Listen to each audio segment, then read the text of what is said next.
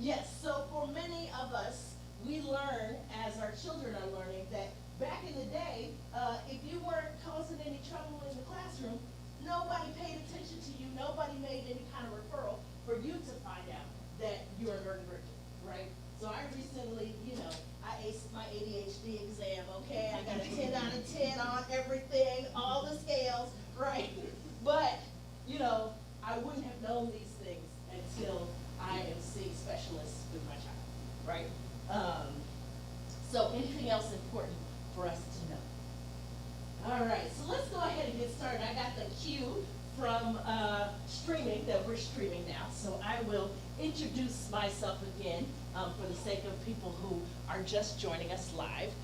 So my name is Dr. Maya Cornet. Oh, I need to use the microphone. I said I wasn't a microphone person, but I will use the microphone. So for me, I actually spent 15 years teaching at HBCUs. So I taught at Morehouse College, I taught at North Carolina A&T, and I just got in the habit of projecting my voice, right? And so microphones always feel weird to me. I'm like, but they're right here. We're doing this for streaming. Okay. All right, so I was telling you all a little bit about my background and myself. So like I said, I have a master's degree in child clinical psychology and a PhD in social psychology. And I spent most of my career actually teaching students how to work with our children, right? So I taught psychology courses, helping and healing, and they would actually do internships at places where, students like many of our children go to school. And then, of course, I had a child, and it turns out that my daughter's very first teacher was a student that I had taught. So then fast forward, pandemic hits, so I am professor to, almost 100 students. And then also I'm a first grade teacher because my daughter was in the first grade then. And I realized, you know what? I can recreate this at home. And I want my daughter to also have community. And so I started a homeschool collective with another family. And then after a year, we said, you know what? We can do this with and for other families.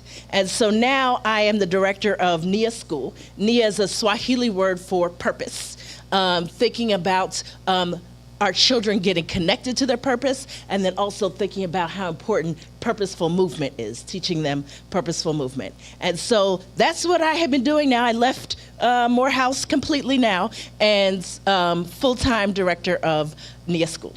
So what I wanted to do, when you get a chance to pull up the presentation in the back, what I wanted to do is I wanted to share with you all today resources for neurodiverse children. And like I said, I am parent and also professional. And one of the things that I like to do is make sure that if I know about it, then everybody should know about it, okay? And I also refer people that we have actually been to with my child, resources that I've actually experienced their work. And then I also like to, as much as possible, our Black and brown professionals who understand what we face within systems. I like to also make referrals to those types of organizations. So we are going to get started. So the first thing I wanted to do, there we go. Bam. Me and my fancy technology. All right, so we already did this slide, right? So that's me. Mom, founder, Nia School, educator for more than 20 years. All right, so this is the important piece. Don't worry about what all of that says on the side. What I want you to see is that there are lots of resources out there for our children. The very last slide is going to be a slide that says, contact us.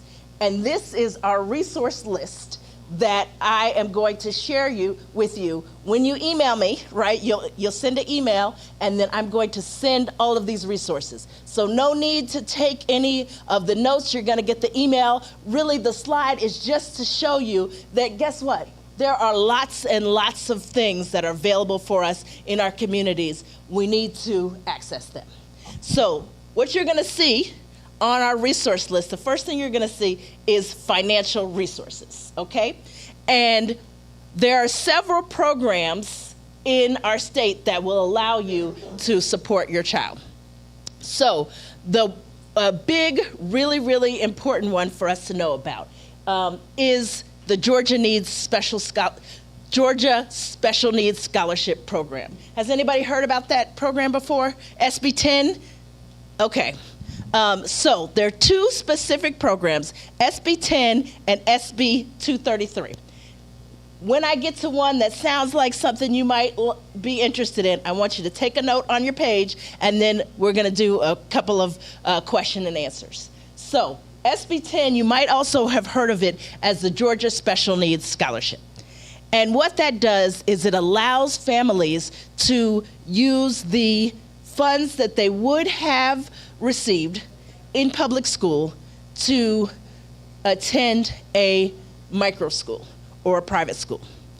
And so what's beneficial about that is that you can also receive the support from a micro school or a small specialized school to help you learn beneficial ways to work with your child.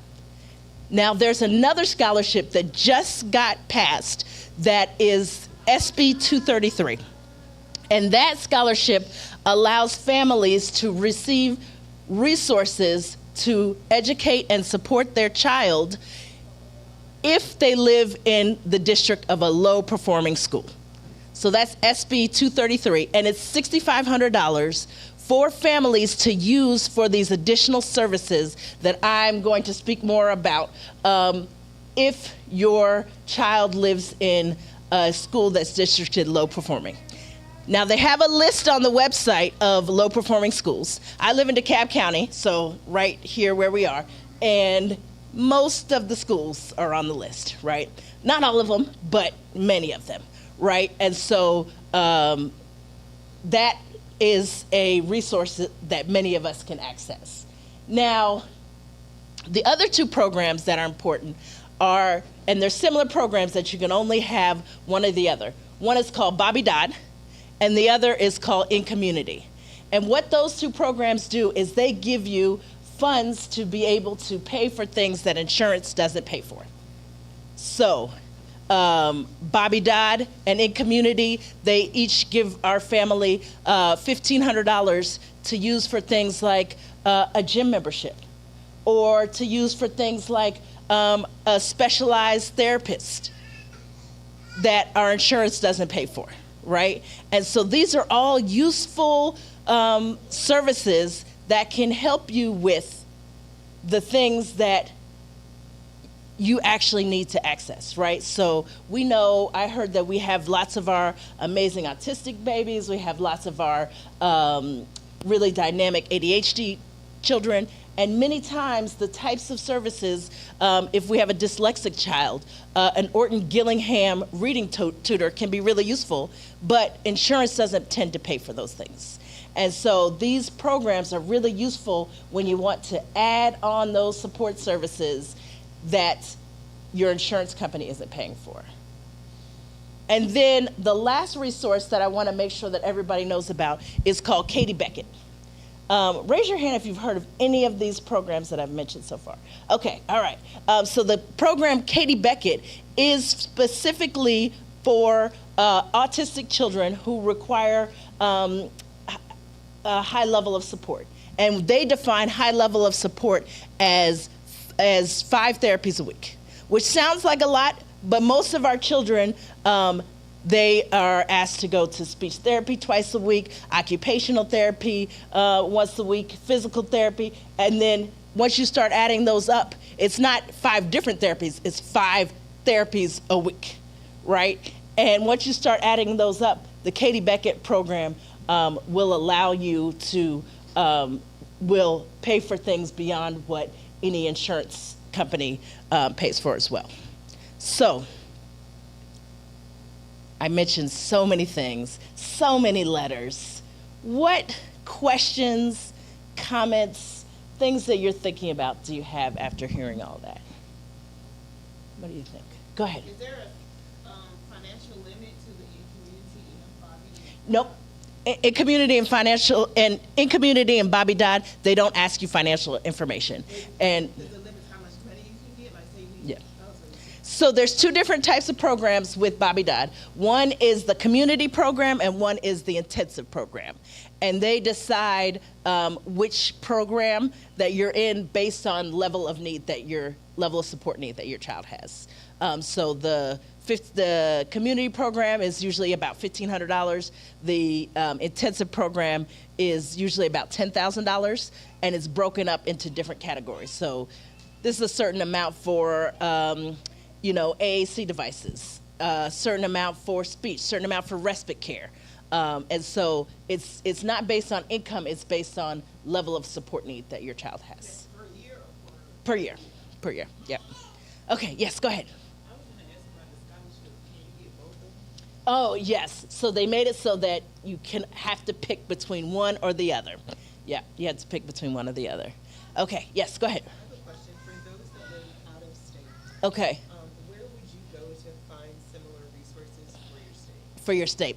Yes, so I would actually go to your state website and actually look at their special needs department, right? So depending on whether they call it exceptional education, if you live in North Carolina, but their equivalent. And that's a really great question because I am talking specific to Georgia. Each state has their own unique programs related to how they support students. And so I feel like I can speak pretty well to Georgia, a little to North Carolina, not that much, but primarily to Georgia. Okay, what other questions do you have? Yes. Can you talk about how exactly we can use a special needs scholarship? Yeah. So for the special needs scholarship, there are some schools that will, like for example, my school and other schools that will allow you to do hybrid programs. The one thing that's important to keep in mind is that you'll need to do they have an hours cap on it. There's a certain amount of hours that you need to actually participate in the micro school or wherever else you're going. Yeah. Go ahead. Can you remind me of the sister school that you was telling me about? Yes, yeah, absolutely. Yeah. Yes. Right. No, that's no problem. We're going to get to that as well. So,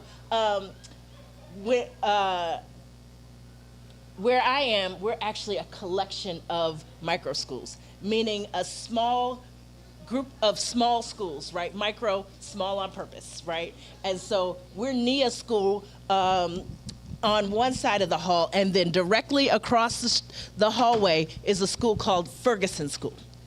And so NIA school, we specifically focus on those children who need communication support, meaning they need devices, we teach them how to type, and then across the hallway are children who they speak with their mouths, but they benefit from small group learning, right? So, their classes cap at 10, ours cap at 6, right? And so, those children who could benefit from small group learning, but it's a different approach that we use based on what the communication is for those students. And we both have hybrid programs, meaning, so for example, we actually share a set of twins.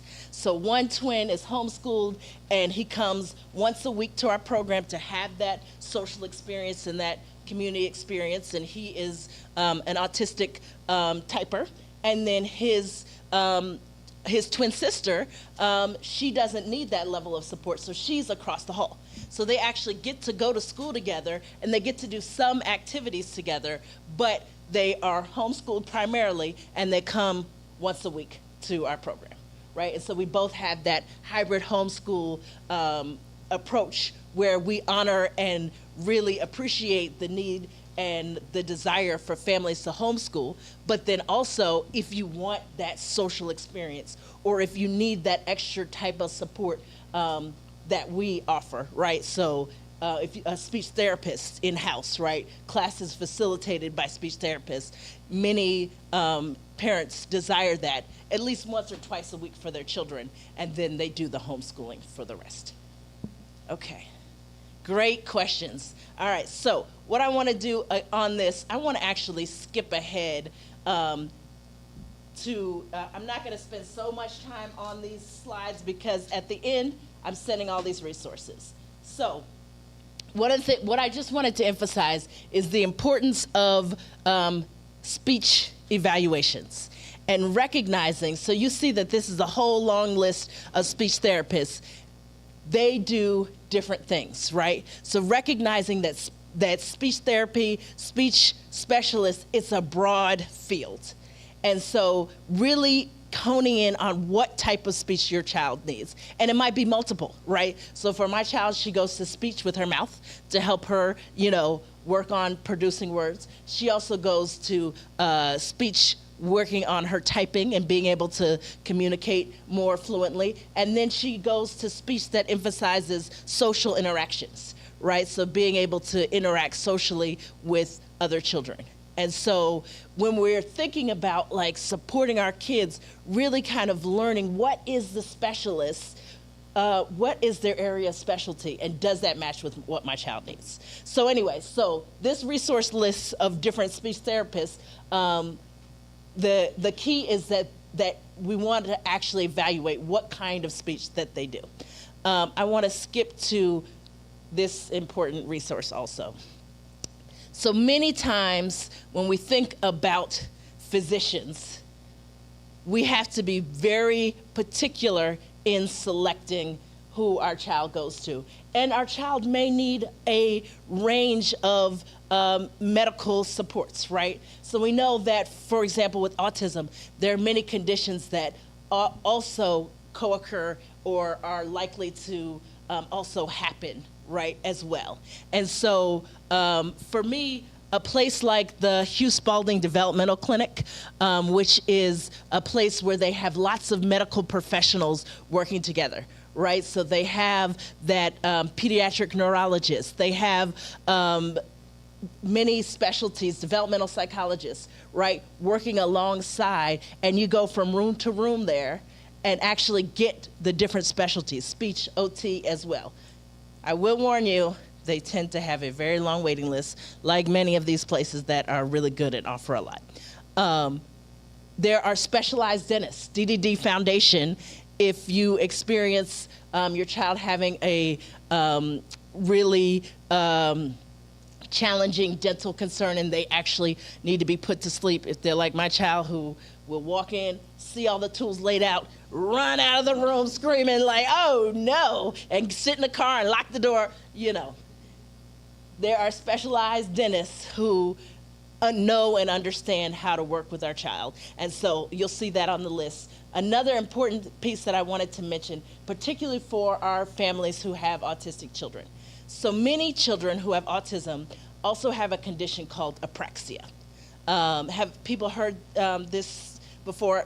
People talking about apraxia. So apraxia, particularly for our non-speakers, minimal speakers, and unreliable speakers. So let me tell you why I use that language. So I use the language non-speaker instead of what you might hear nonverbal, because our children many times have amazing language abilities, right? The challenge that they face is the ability to produce words with their mouth, right? And so that it's an important shift, particularly as a parent, to remember, oh, they hear and understand everything.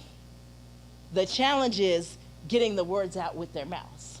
And then once they can actually type out their thoughts, then you're going to hear about all the stuff that you had talked about, or you might, if they're that tween teen, you might be getting sassed like I get sassed. Oh, you're too strict, and but typed, right? One letter at a time, I get sassed, okay? So the key to constantly be remembering, if you have a non-speaker, or if you have an unreliable speaker. So I use that term unreliable speaker, meaning some children, you might say, ask them a question, and they'll repeat back the question, right? And they won't necessarily answer.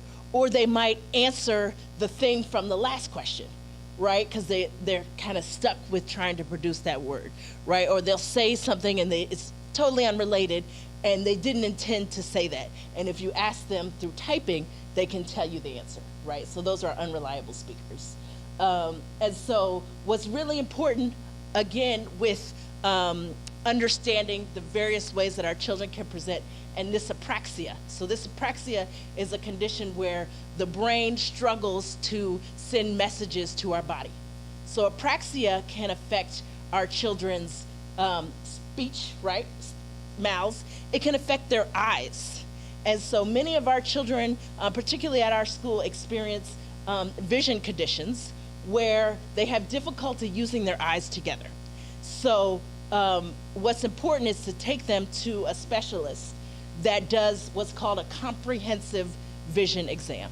A comprehensive vision exam goes beyond just saying, oh, that's the E at the top, right? Because sometimes they can see the E, but the E is actually double.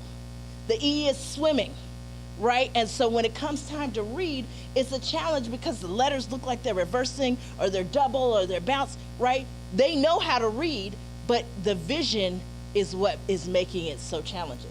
And so for many families, I recommend that they go and see some of the vision therapists that I have listed on the resource and request a comprehensive vision exam, particularly if you look at their eyes and you notice them kind of an eye wandering off, or they do a lot of squinting like this.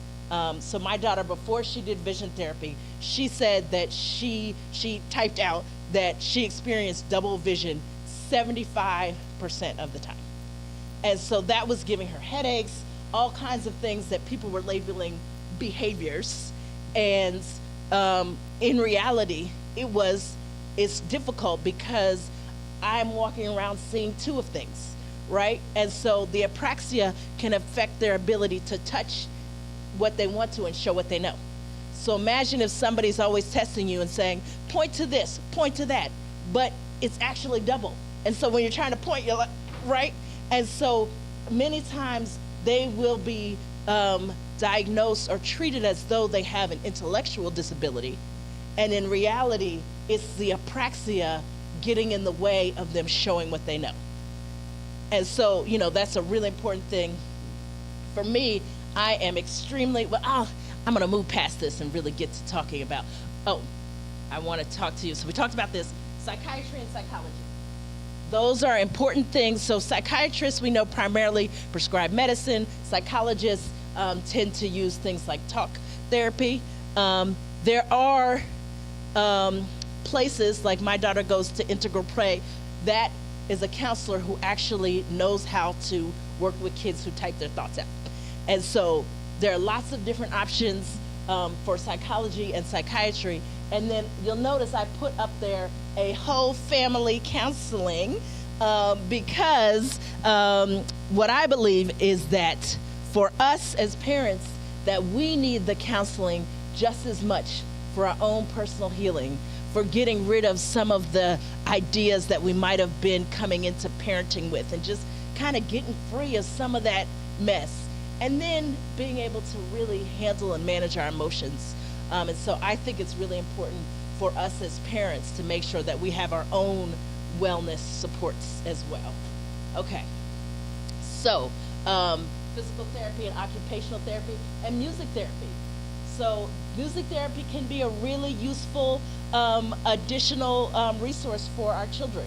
And so again, this is going to be the resource list that I send to everybody, but I like to just kind of go through it so you know what you're looking at, right? So it's not just like, oh my gosh, it's 8 pages of stuff. I have no idea what this is. Last thing, there's lots of adaptive programs. So recreation can be a really amazing part of helping our children develop skills, right? So I know I take my daughter to the Decatur YMCA, which is a place where they host the Special Olympics every year. And so they have adaptive swim class, they have adaptive pickleball, they have adaptive basketball, and it just means that it's like smaller groups, not competitive focus. There aren't parents screaming on the sideline.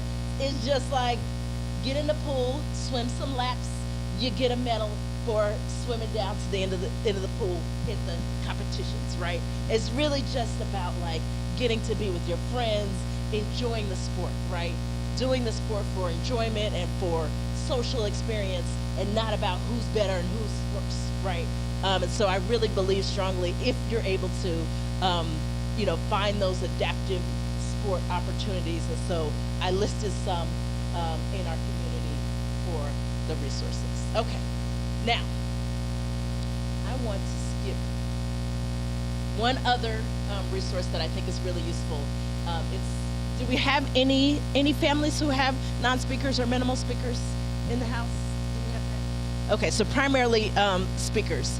So if you do know of families who have non-speakers, there's a non-speakers homeschool support group that is really useful because they have sessions each week. All right, so I want to pause there and get answers to our questions that we might have. I want to tell you a little bit about our school after our question and answer session. And the way I want to talk about the school is how you all can think about integrating that into what you all are doing every day in your teaching. Okay, so I'm pausing. What questions do you have about anything I said? Yes.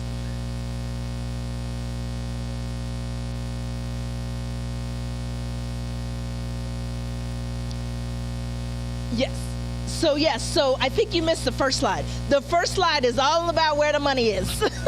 Yes. And so I went through a list of different resources on the very first slide. Yes. Okay. What other questions do you have? Yes.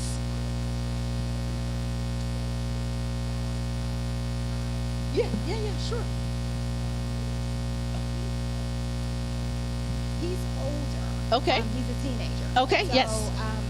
And he has ADHD. Okay. And so as he's gotten old, like we're constantly trying to help him to have more agency Right. over his life and, understanding all his and sometimes there's like a disconnect Okay. where he's not feeling like what we're seeing. And so we'll ask him, Yep. do you feel whatever it is? And do you have any recommendations? for Yes. helping him to feel more?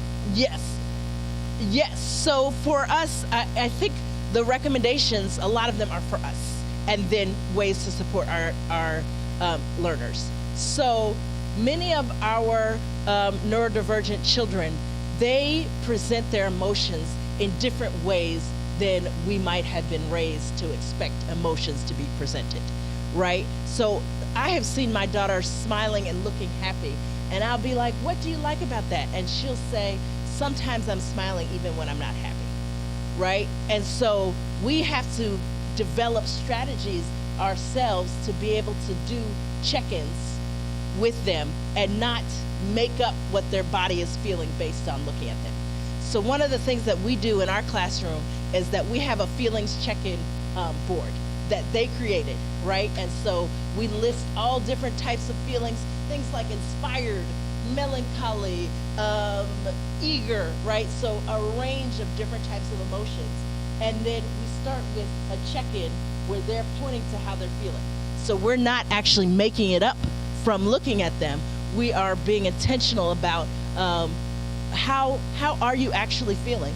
And then being able to process with them feelings based on what's true for them and not what we've made up from looking at their body. Yeah. You're welcome. Okay, anybody else? Questions? It can be questions about your own individual child, own individual thoughts or anything. I know we, live streaming, so you may want to just wait and do individual questions afterwards. But if you feel like there's something that you want to ask in front of the group, that is great as well. All right, let's continue and talk just a little bit about the school. I want to talk about the school from the perspective, again, of how can you integrate some of what we're doing into your child's education. So for us, the key thing is joy-filled, right?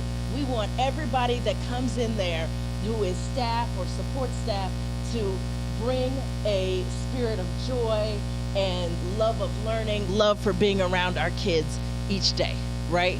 And so we know that that makes a great deal of difference for our children, especially those who they have heightened sensory systems. And so what that means is they're very tuned into energies in the room. So if we've had staff come in who they had a hard day and they're down, and the kids immediately go to hug them, and then they're distracted by that person's being down, that it's hard for them to focus, right? And so we're very intentional about creating this joy-filled, limited stress on staff. We pay attention to staff working too many hours in a row, making sure that they get breaks and that they take care of themselves. And I think that that's an important thing as homeschooling families to bring into that space as well. To look at your body and think about how you are experiencing your day. I always say their regulation is your regulation. Meaning if you're dysregulated, you're all over the place, that is affecting their own ability to regulate themselves. And again, we're in partnership with lots of specialists, right? So particularly when we're thinking about neurodivergent children, we need specialists to come and support what we can do. Yes, we can do the education component, but if our child really has a lot of challenges with fine motor, it's useful to bring in somebody to have them have that time to work with your child, but not just work with your child, to have them teach you what they know so that you can, beyond those little 30 minutes that they're working with your child, you can keep implementing that throughout your week. Okay, so the next thing that's really important for us, I told you a little bit about my why. I haven't told you the biggest component about my why, but my why, of course, is being the mother of an autistic child, right? And so the really important piece for me about my why, and that has really been solidified this past year, has to do with what she was able to spell and type for us. So this is my daughter when she first started learning how to type out things. Now she uses a little mini keyboard and she types, or she can get on my phone and she could type things, and then she'll push play and it'll say her thoughts for her. But this is her at age 6 learning how to spell out her thoughts. And so how the process works, we started with the big letters, right? Because you heard about vision and you also heard about motor, right? And so that was what allowed her to see the letters and learn how to type. Recently, about a year and a half ago, she typed for us, "I have seizures." So she typed that out. And so we went to our pediatric neurologist and we were like, this is what she said. And she was like, oh, maybe it's just migraines. It could be something else. They did the testing. It came back that that's what it actually was. So, and there were focal seizures. So meaning not grand mal seizures where you fall on the floor and those types of things. They were seizures that felt like really bad headaches. But now she's able to take the medication. She doesn't have them, right?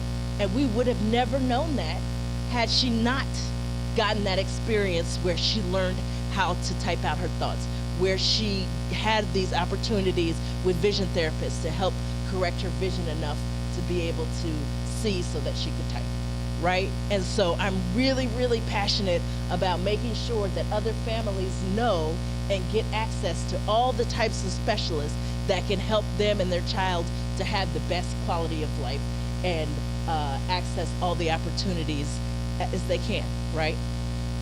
Okay, so one of the things that we do in our space is that we always have lots of ways to show what you know. Lots of different ways to show what you know. Because for some students, producing a demonstration of knowledge is much more challenging depending on how you ask it, right? So a lot of times I'll have our staff, I'll say, okay, we're gonna play staff against students basketball, but the staff only get to use their left hand to play, right? And what that does is it reminds them that look at how much work this is when you have challenges with motor skills, right? Or, okay, you're gonna write with your left hand, right? And so if you all actually pay attention to how much work it is to write with their left hand, that's what your child is experiencing when they are being expected to show what they know through writing and they have these motor challenges, right? If you write with your left hand, you realize like, oh, this is hard. I just did my name and now I'm done, right?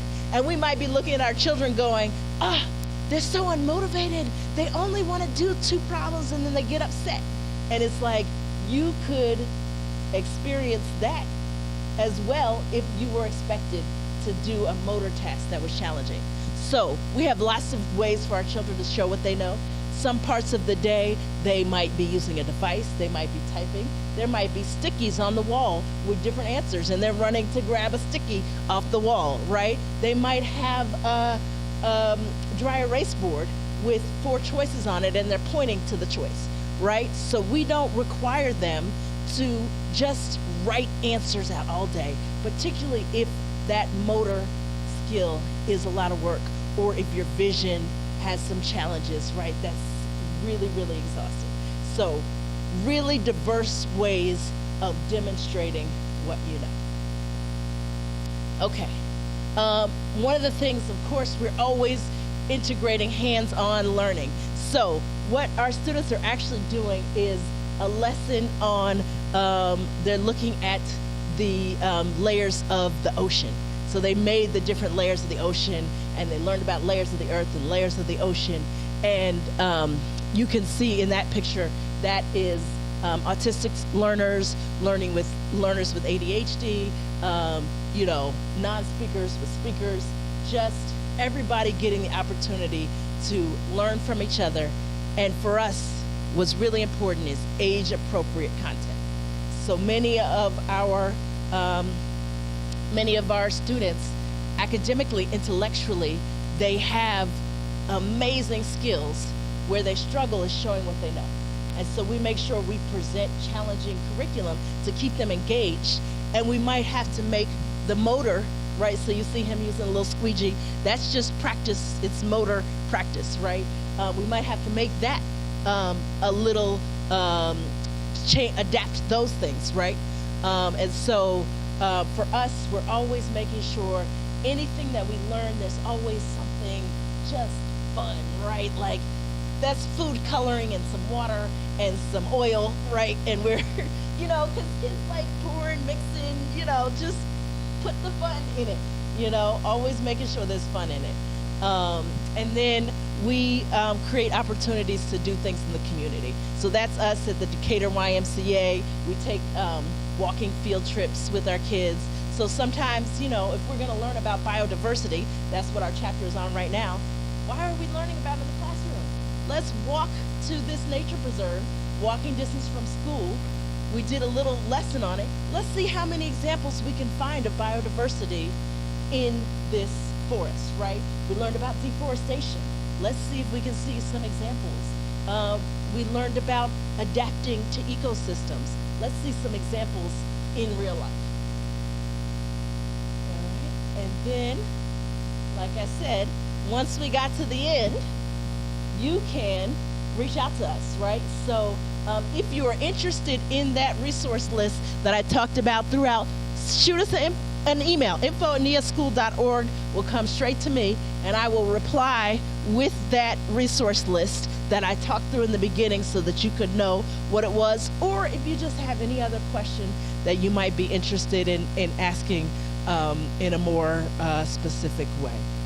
But yes, so let's do any final questions or comments or thoughts that you have at this point. What questions, thoughts? Ash, did you have a question for us? Oh, you're just twisting your hair. I want to make sure that everybody gets their time to ask a question. If you think of one, go ahead.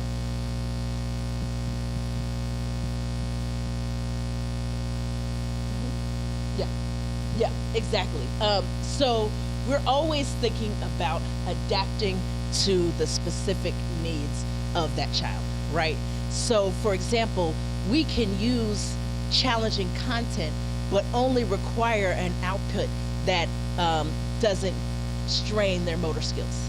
So for example, this morning's lesson, when we're talking about biodiversity and those types of things, we talk about an example animal, and the answer might just be cold, right? So we were talking about adapting to cold. And so because they have to type out one letter at a time, we're thinking about making the actual work that they have to produce doesn't have to be so taxing on their bodies. And then, like I said, we try to structure most of our lessons as there's a video, there is information, and then there's some sort of motor fun task in every single lesson. When we're doing art, we do a lot of art projects, but the way we do art is we learn about a specific artist or a specific place in the world that this art originates from. Then we do our art project, right? So a lot of the joy is integrated into the specific learning. Of course, we know that learning is a lot of fun in its own, but the more we can integrate it into things that they already really, really like, the more we find that they seek out that challenging. Okay, what other questions do we have? Or comments? Anything that you just wanted to build on that you thought was particularly interesting?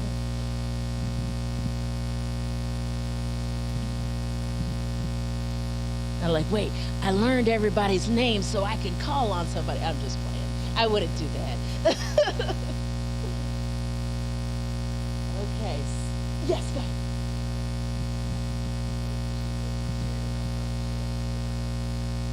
Mm-hmm.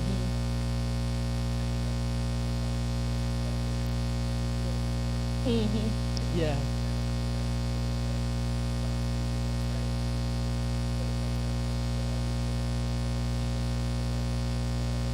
Mm-hmm. Yeah. Yeah. Right. Right. Right. Yeah. Yeah. Yeah. Right. Right. Yeah. Thank you for that.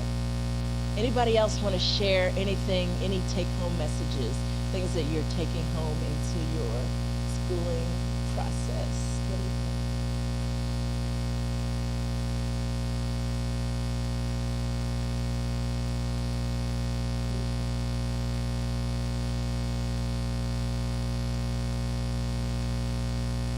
Well, I can share that the thing that I really always like to have families take home is, one, not to get so overwhelmed by there being so much, right?